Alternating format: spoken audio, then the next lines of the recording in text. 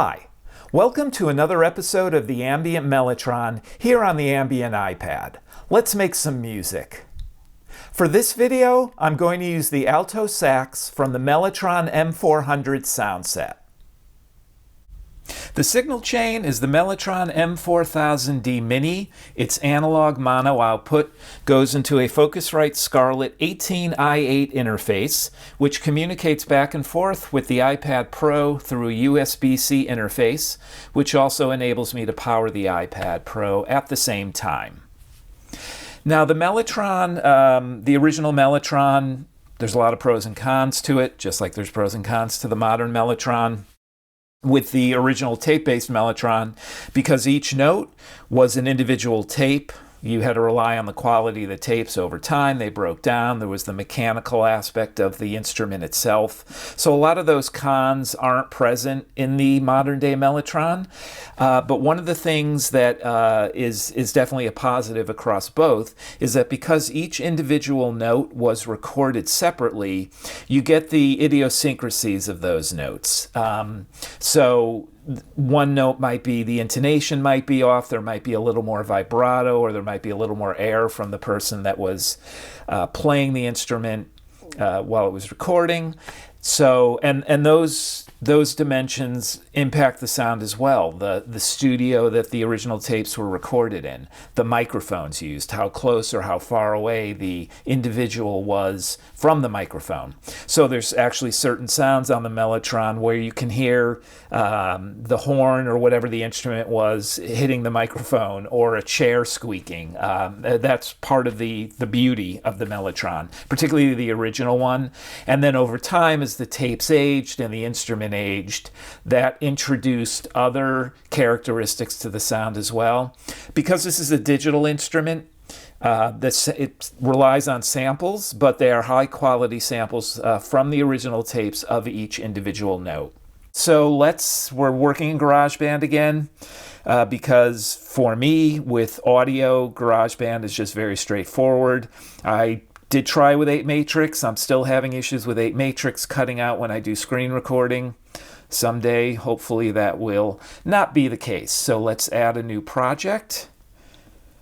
Same thing we always do. We use voice. We use the fun setting because that is where the clean setting is. And hey, when you're watching the video, you can look at the shark or this flying saucer or whatever. It just never ceases to amaze me.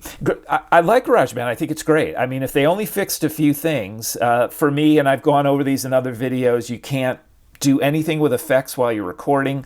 This screen thing here, this template interface doesn't go away when I'm recording. I can get rid of it now, but once I hit record, it will come back. Another thing that I want to do is add the icon for the Mellotron. There's no reason to do this. It's only because Apple actually included an icon for the M400, so why not? The other thing that I always have to do is the projects default to 8 bars in length. What happens is it loops. When it gets to the end of the 8 bars, it goes back to the beginning. When you're doing audio recording, actually it does it in MIDI too. It erases whatever you previously had there. So you're not doing sound on sound or MIDI on MIDI. Instead, it's just continually doing those passes.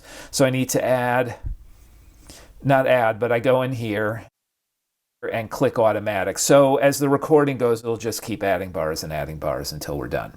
All right, big preamble. Let's get to some sounds. Again, we're using the M400 Alto Sax.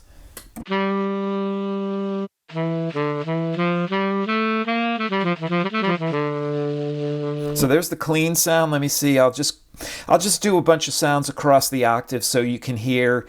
There'll be a little fluctuations in pitch, but you'll definitely hear a little more vibrato on some. The vibrato comes in when you first hit the key, and others it comes in later. So that does add to the characteristics of actually using this versus any other kind of sampler where the sounds may not have all those individual characteristics for each of the notes.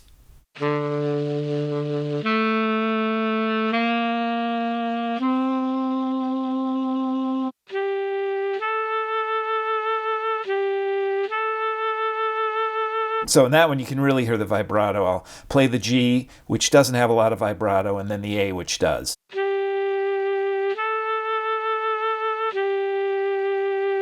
Actually, the G does, it just comes in later.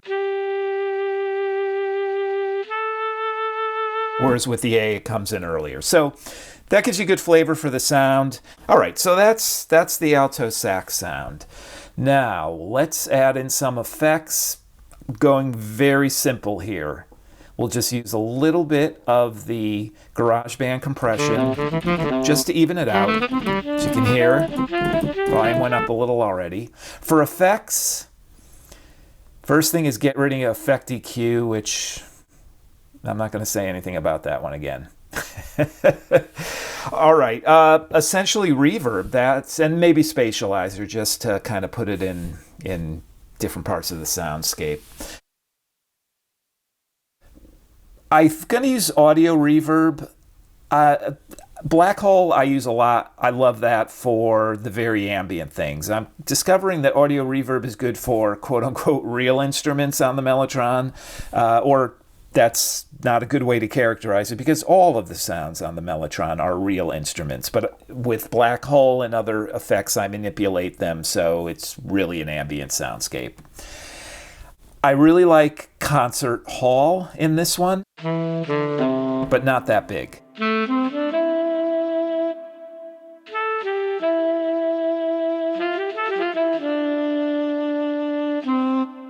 I'm going to go down to 60%. Let's hear how that sounds. A lot of times I use 70% and that's good, but because this is more of a jazz ambient type piece, I don't want the reverb to be too big.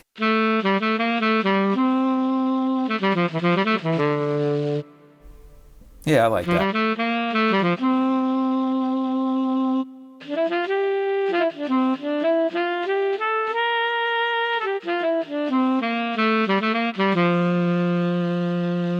So I don't know if you listen as I was playing all those notes, there were some where there's a little more breath from the player. Some had a little less vibrato, like I noticed this note here, the F. Not a lot of vibrato. Go up to the higher F. You can hear that more vibrato. So that's really what the characteristics of the Mellotron that make it interesting for these kind of instruments. Because I mean, I've used in synthesizers and other instruments I've used in the past, I've used horns, and it's a very static sound. And I play jazz. I play a clarinet. I can play jazz clarinet. I post bass improv videos like once a month or every 3 weeks. And so if you've listened or watched any of those, you'll hear doing some jazz stuff on that too. So I do kind of approach this as like I'm playing a horn as much as possible. Really, the only other thing I'm going to add is Spatializer. We'll leave a few empty spaces here just in case. And I know for Spatializer, I'm going to use front to back, which is what I use a lot. It just acts psychoacoustic. I've gone through this before. I don't know the science behind this kind of stuff, but it introduces some reverb, some slight delays that make the sounds seem that they're coming from a different place within the soundscape as opposed to left or right in the center. In this case, with front and back, just for me, definitely in headphones, puts the sound a little, I can hear part of the sound in the front and part of the sound in the back. Let me play some notes with it on, and then I'll turn it off and turn it back on, and maybe you can hear. That's on, now off.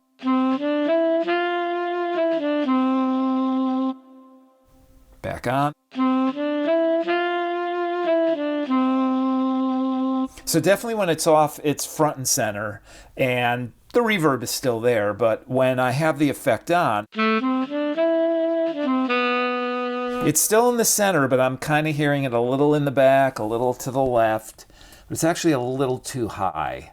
So let's go, I don't know, 45% I use a lot. Let's see how that sounds. Turn it off there. So very much in the center, but the reverb is in stereo.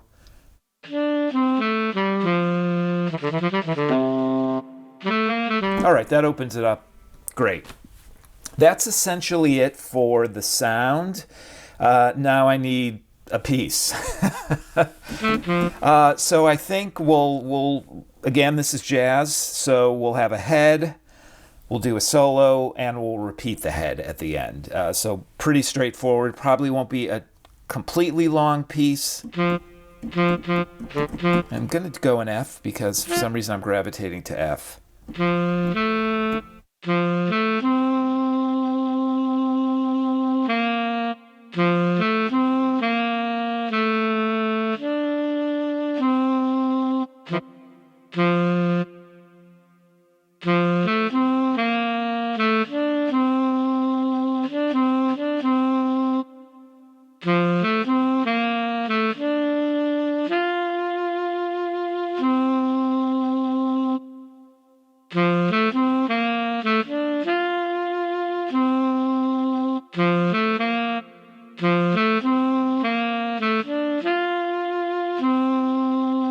Okay, that works. It's melodic.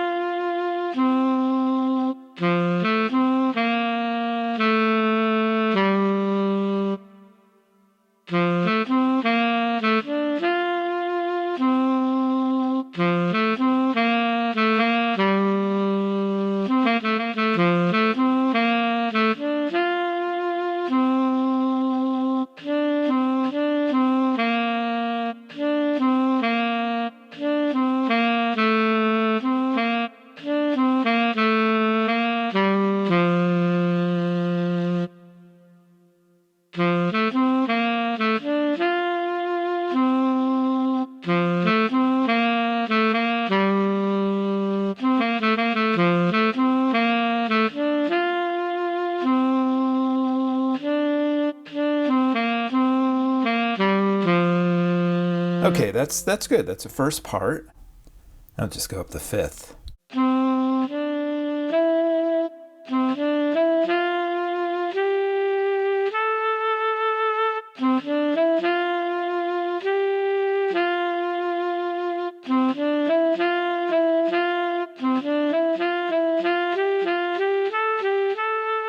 I gotta get the rhythm isn't right.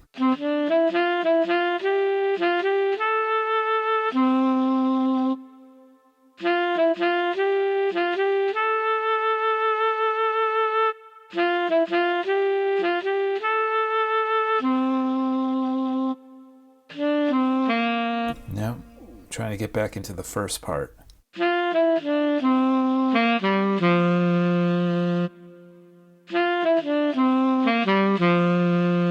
I'm just working out the notes. What was that?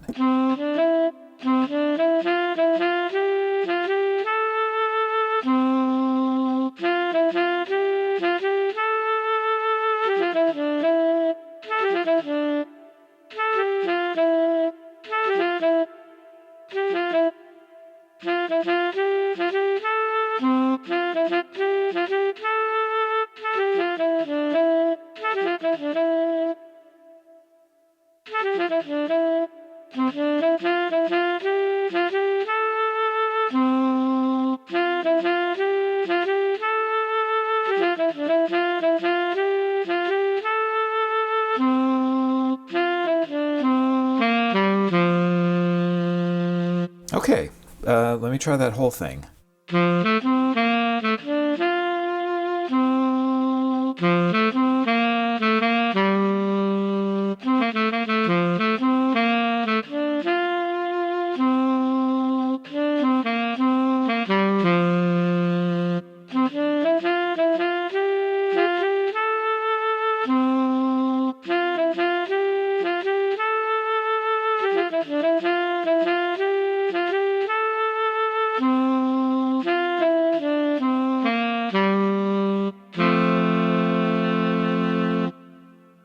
If you approach it a bit like a horn, you can kind of get that. And the only reason is because of the samples of the individual notes, so that there is a characteristic and difference between each of them. Like I can do the little vibrato is changed, a little more breath, a little less breath. So this will work.